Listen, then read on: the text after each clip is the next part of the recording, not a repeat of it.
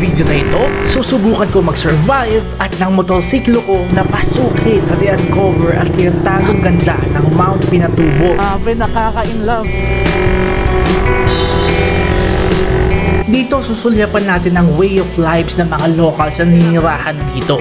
Pati na rin ang actual storya ng isang survivor sa mga nangyari nung sumabog ang Mount Pinatubo noong 1991. Nakakatakot. Ang takbo, walang tigil. Takbo. Papunta ron. And I can't believe na nakatayo ako ngayon dito sa may mismong crater ng volcano kung saan nangyari ang isang napakatinding disaster. At hindi lang yan, meron rin akong discover na hidden falls na merong crystal clear water na talaga namang napakaganda. Kaya wag na natin patagalin pa. Let's start our adventure here!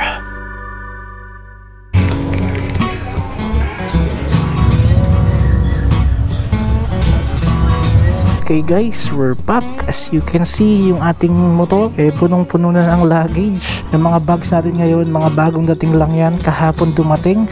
Kinonvert ko tong Yamaha XSR 155 ko, isang classic na motorsiklo, into a touring motorcycle. So, huwag natin patagalin pa. Let's go! From Metro Manila, bumiyahi ako papuntang Capas Tarlac a day ahead sa pinaplano kong mapangahas na ride papasok ng Mount Pinatubo para masigurado ko na meron akong kompletong tulog. Pero bago tayo pumunta sa tutuluyan ko dito tonight, papasyalan muna natin ng isa pang dinadayong lugar dito sa Capas Tarlac. Look how beautiful is that view! Sabi guys, napakaganda. Makikita mo kung gaano kahaba at kalawak tong mga highways dito. Ang kalsadang ito ay papunta sa Sitio Baag. Wala pa masyadong dumadaan dito dahil hindi pa tapos gawin ang buong kalsada na magkokonekta ng Tarlac at Zambales.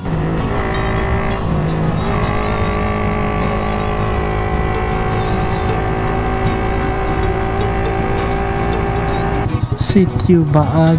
Dito napaisip ako kung ano yung pinaka-pinupuntahan dito.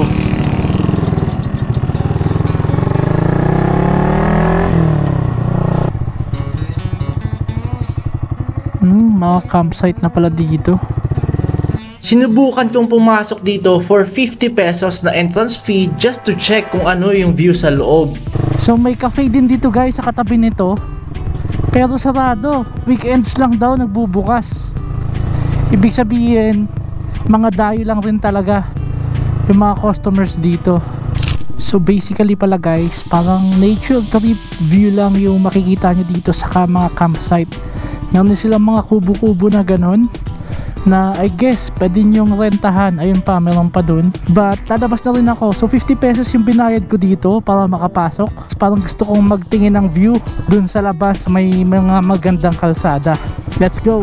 Itong napakalawak na kalsada na may tulay na to, ipapunta to dun sa Sitio Baag kung saan tayo nanggaling kanina. Stop over ako dito para mas i-appreciate yung nature. Ang dinadayo dito siguro guys is yung napakagandang scenic view ng kalsada. Habang nagpapalipad ako ng drone ay naghintuan rin itong grupo ng mga kabataan na tila na curious sa aking ginagawa. Ingat mga idol! Ingat, ingat!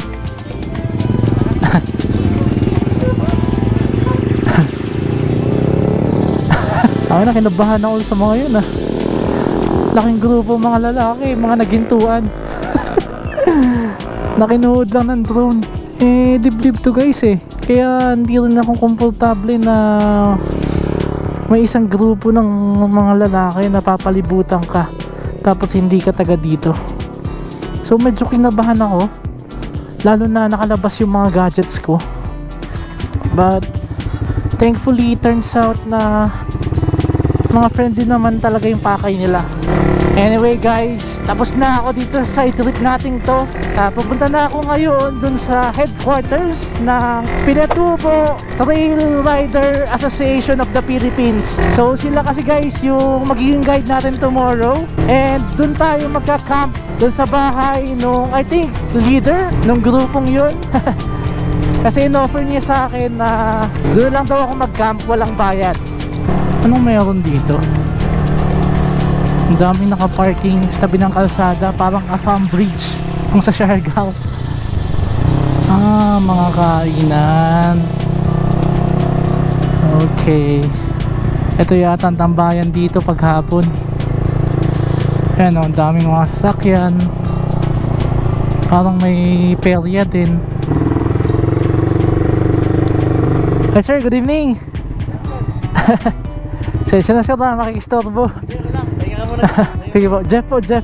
Richard, Oo. ginagawa lang ako. Sige po. Oh, chill. Okay guys, nakahiga na ako dito sa Duyan. Dito tayo matutulog for tonight dahil 5 AM tayo gigising tomorrow para simulan yung trail going to Mount Pinatubo. Napakabait nila Sir Chad dito na pinatulong nila ako dito sa bahay nila for free kahit dito sa Duyan. Tapos pinakain pa nila ako ng dinner kanina. So napakalupit. I think that's it for today and I'll see you tomorrow sa ating main adventure sa video ito. Let's go! Good night! Maaga akong gumising at nag-prepare. Ganito siguro talaga pag excited ka. Kaya naman pagdating ng guide ko, nagbawas na lang kami ng hangin sa gulong para mas kumapit dito sa lahar at saka nag-take off na rin. Thank you sir. Hamaya ulit. Ito pala guys si Sir Chad Ventura. Siya ang presidente ng Pinatubo Trail Rider Association of the Philippines. Ilalagay ko sa description yung contact niya if you want to ride rin papasok ng Pinatubo.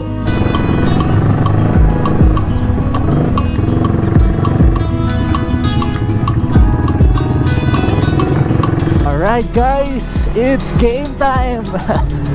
At nasa harapan natin si sir, yung guide natin, si Sir Sam. So nagbawas kami ng PSI kanina. Sinag niya yung gulong kong matigas daw, tapos binawasan niya. Sabi niya dapat nasa around 12 PSI lang para mas makapit sa lahar.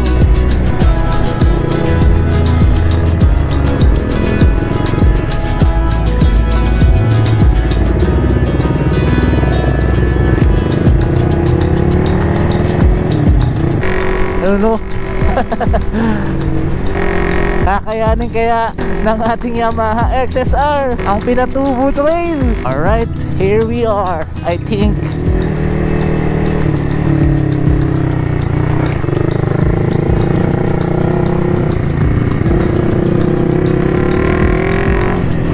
sa pinakaunang parte na ito, pinakamadali na dadaanan natin. Ramdam ko na hindi pa makapal ang mga lahar dahil stable pa ang mga gulong ko.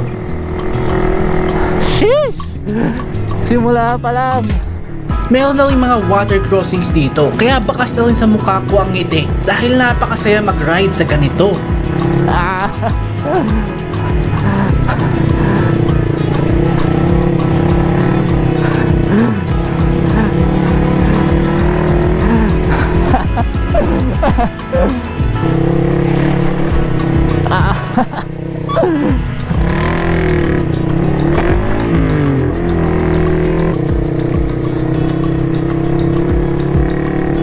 Wait lang sir.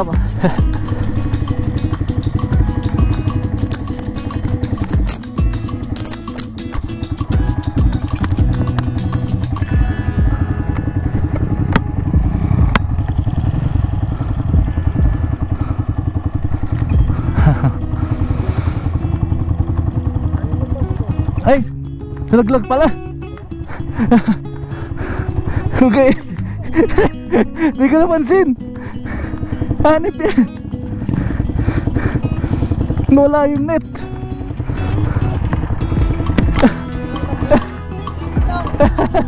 Hindi ko napansin. Siya drone yan. Oo. Nalaglag pala. Dito nasisimula ng sumikat ang araw, mas lalong gumaganda ang paligid. Pero kapansin-pansin na rin ang pagkapal ng mga lahar. At ang technique sa ganito ay mas bilisan pa ang takbo.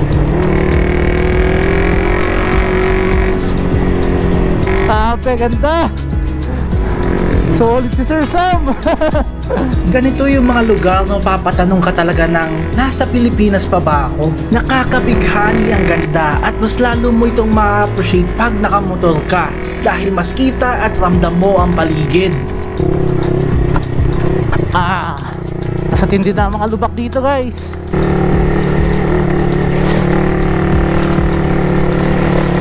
Kailangan daw dito talaga guys, speed. Kaibigan mo ang speed dito. Pag nagbagal ka dito, mas lalo kang mahihirapan.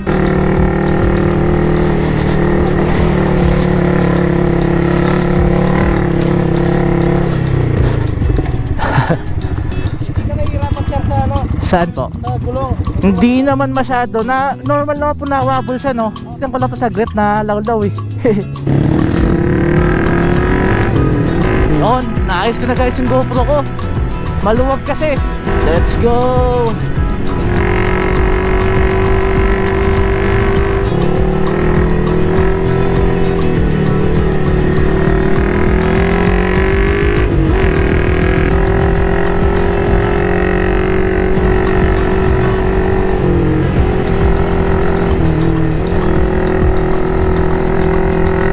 Napakaganda. Happy guys. This is the ride that I'm talking about. Usually guys, napansin niyo yung mga 4x4, ganon usually ang mga ginagamit papasok sa Mount Pinatubo ng mga turista. Pero syempre, gusto natin ng extra adventure. At gusto natin tayo nagmamaneho at naka 2 wheels. Napakasaya. Off the track to sundan ko lang si Sir. Woo! Solid. You don't need big adventure bike to enjoy rides like these.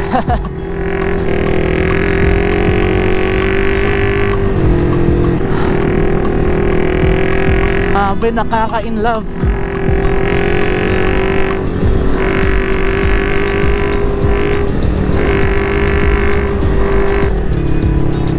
May mga tindahan pala dito.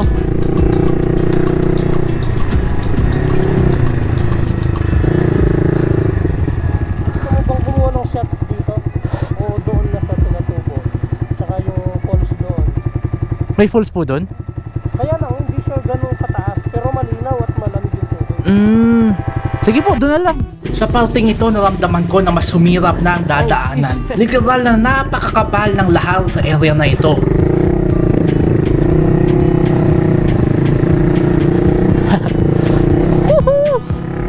Sheesh!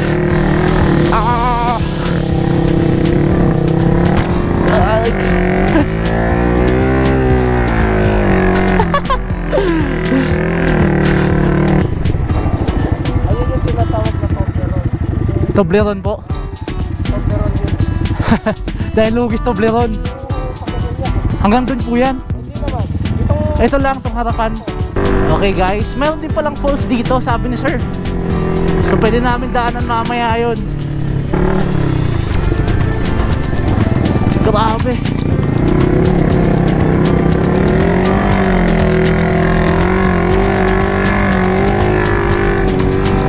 Power to. Exercise lang malakas.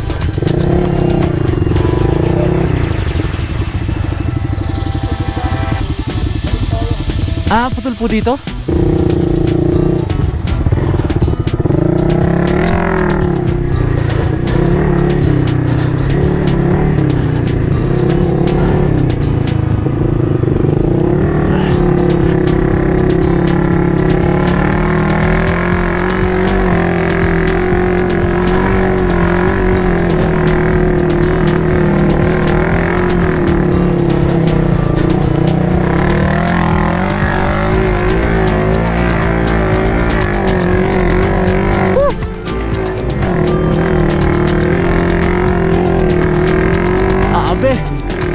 Napaka-solid.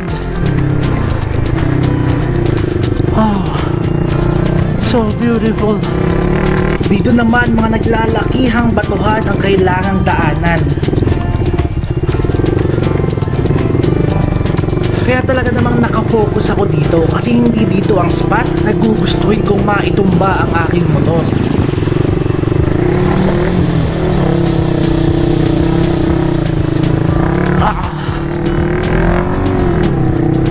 Mahirap talaga ang daanan pero napaka-rewarding naman ng view. Amazing landscape.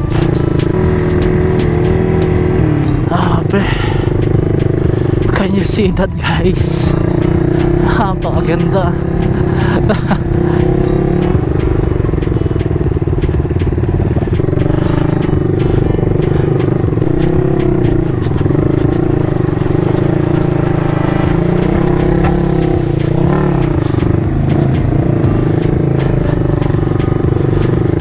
Pagdating sa area na to, dito nabababa ang mga passengers ng mga 4x4 to start trekking dahil hindi na ito kayang pasukin ng 4 na gulong.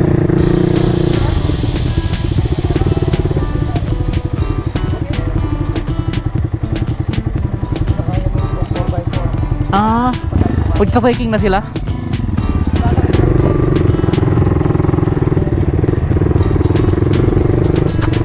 Meron palang mga 4x4 na hindi na kinakaya from here.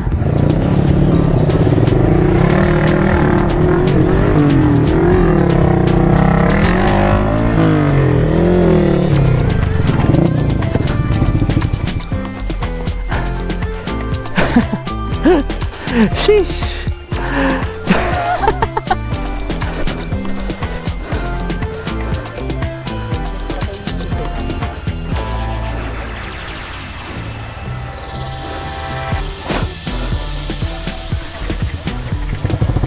Buhay.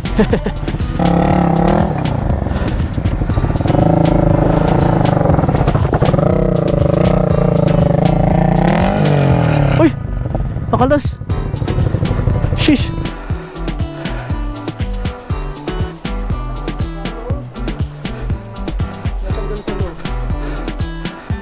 Good morning po, magandang umaga sa inyong lahat. At magandang lalaki at babae kayo. Ayan, dito na kami nasiraan kung saan tumitigil yung ibang 4x4. So dito nagsimula ng titrek yung ibang mga guest. So nung pag-ahon namin dito, natumba ako sa tagal yung kadena. Ngayon, kailangan namin higpitan. So adjust namin daw yun para mas mahigpitan siya. Buti may mga tools yung mga 4x4. At buti na lang rin, mekaniko pala itong si Sir Sam na guide natin. Kaya basic na lang sa kanya. Sa mga gantong scenario mo, mas ma-appreciate ang mga malalupit na guide. Talagang mabato na sa area na ito, kaya extra challenge na rin talaga na pasukin ng mga sasakyan.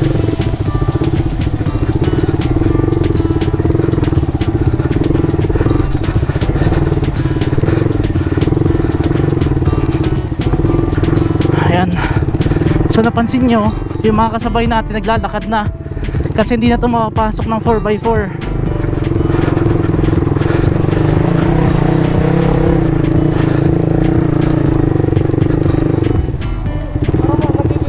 Sige po.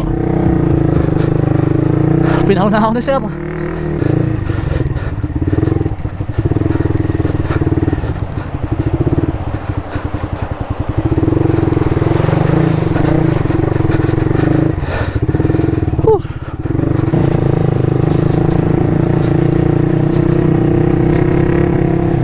Pagdating namin sa area ito, we decided na mag-trek na lang dahil nag-struggle na talaga yung road-oriented na gulong ko sa trails dito. Okay, lakad na kaming Sir Sam. Hihirapan daw kami pumasok dun kasi yung gulong ko road bias. Technical trail na dito eh.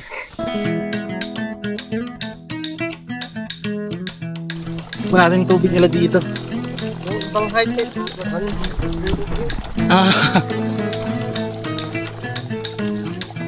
May yaman na nini at inyong yelo. Ito nga kayo. Tabo. Ampung may. Breakfast muna ng nilagang saging. Souvenir. Magkano yan? Magkano ini? Dinala niya. 1,000. Para may souvenir ka. Galing ka. Sasakay sa motor pa dali. Dinala. 100 eh. Dito nakuha. Oo, sa Mga wild. Nabubuhay ba to? buntot ng pusa. Buntot ng pusa kung tawagin. Dahil pala nga bibili dito eh. Pwede ka mag-shopping. After namin magmerienda at rehydrate, pinagpatuloy na namin ang trekking. Hindi ka naman magugutom dito dahil maraming nagbebenta ng mga katutubong eta along the trail.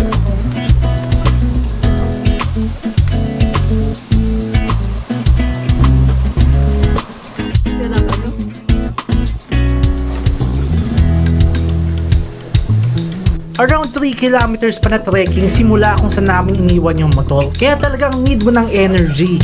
Dito kami sa rest area kung saan may titindang mga pang breakfast like kinasal, hotdog. Papahinga muna kami dito and kakain ng breakfast siguro bago kami dumiretso sa crater. Gano'n ka nakatagal nagtitinda dito, sir? 16 years na ako dito. Talaga ba? Dati ako lang mag-isa. Yan, dito ko kinukuha yung mga panggastos ng mga estudyante ko. Dalawa na yung college ko. Wow. Lapit na ko wala makatapos. Bali, inabutan niyo po dito yung pagputok mismo nitong ano? Yung pagsabog. Oo. Ano pong ginawa niyo nung sumabog yan? Nung sumabog siya, nandun kami sa Tubero, sa Sitio Taroka. Yung Toblerone doon. Daanan namin. Tinuloy sa akin, sir. Doon yung bahay namin. Nung sumabog siya, nakita namin ang nakakatakot. Ano pong ginawa niyo para makatakbo? Takbo, walang tigil, takbo. Papunta ron. Walang tigil. Hindi mo na maramdaman yung pagod. Sobrang Talagang tinakbo niyo po, takbo kung takbo lang. Tapos na, doon na kami.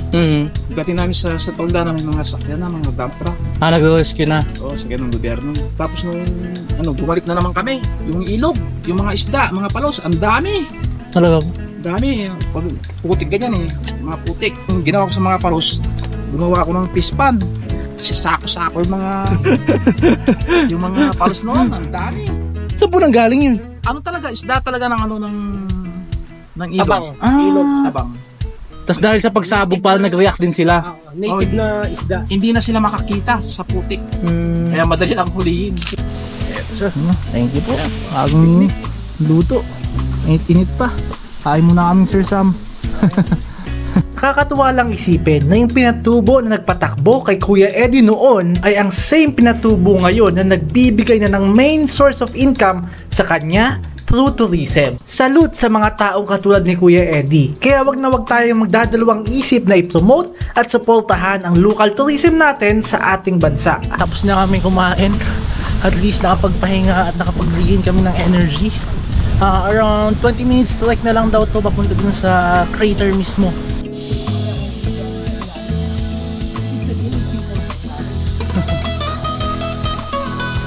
Guys, napakalinaw ng mga tubig. Mineral daw yan. Alkaline na, sir. Kaya kanina yung kinuha ko sa bukal.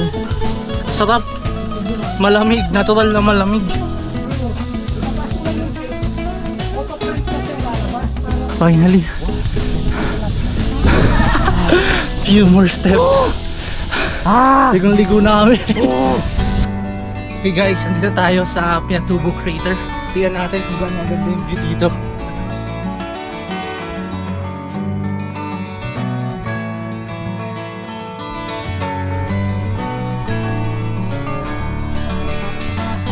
So ayan, sira yata yung drone natin. Gimbal stock lang siya. So dalawang isip ako kung papalipatin ko pa. Kasi baka kung ano pang mangyayari. Pero sinilagay siya kanina habang nag-ride kami kapasok dito. Hey guys, ito tayo sa may baba. And I can't believe na nakatayo ako ngayon dito sa may mismong crater ng volcano. Kung saan nangyari ang isang napakatinding disaster noong 1990s. At ngayon nakakatuwa na yung disaster na nangyari before ay ngayon ay pinagkakitaan ng mga locals dito through tourism. Kasi tingnan nyo naman guys, literal na beautiful disaster ang nangyari dito sa Pinatubo. Napakaganda. Oh, finally! Napaka kalmado. Worth it yung pagod. Lalo na solo ko na to dito ngayon dahil medyo umiinit na, walang shade dito sa baba. Kaya wala na akong halos kasabay. But yeah, look how beautiful this is. Napaka-solid.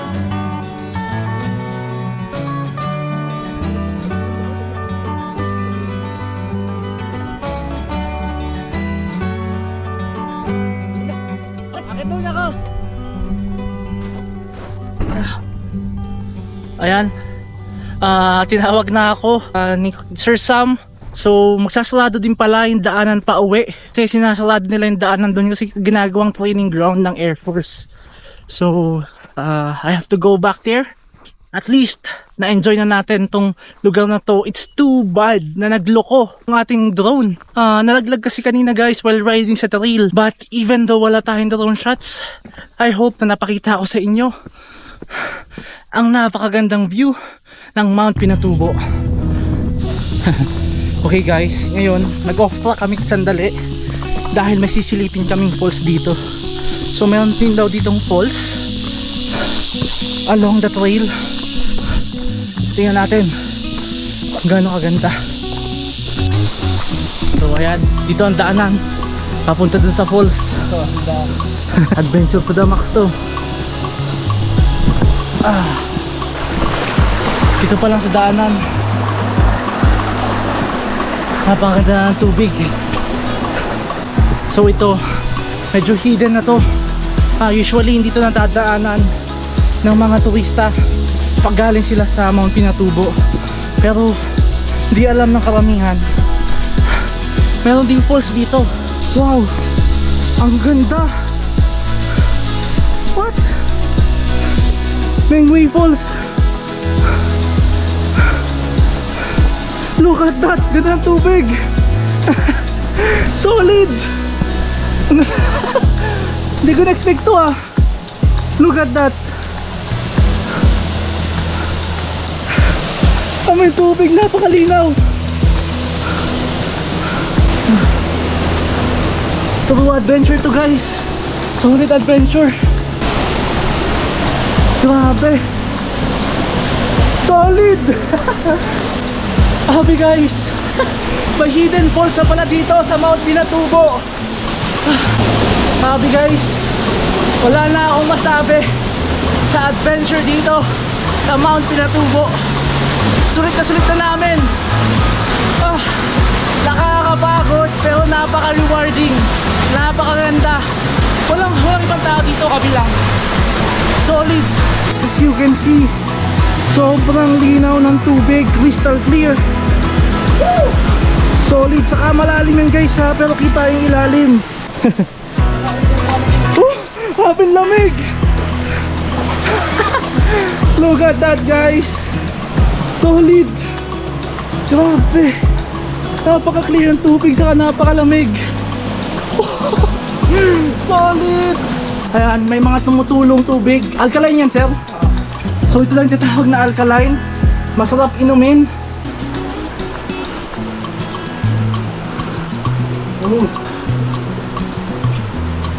Sarap. Solid. Malalim, ang lamig. Sarap. Di, usog ka pa doon. Hindi ko na-expect na may ganito pala kaganda dito. Akala ko swak na yung Mount Pinatubo. Meron pa palang bonus. Yung bonus kakaiba. Napakaganda. Walang masyadong tao today. Kami lang. Napaka-solid, napaka-presko. Perfect na perfect magbabad right after ng nakakapagod na trek at mag-ride. What a solid day. Okay guys, I guess I'm going to end the video here. Sulit na namin itong trip na to din sa Pinatubo dahil nabigyan pa kami ng napaka-solid na bonus. Ngayon, if you like this video, can you like and share guys kasi marami pa tayo ganitong content na parating. So, I'll see you in my next video. Bye!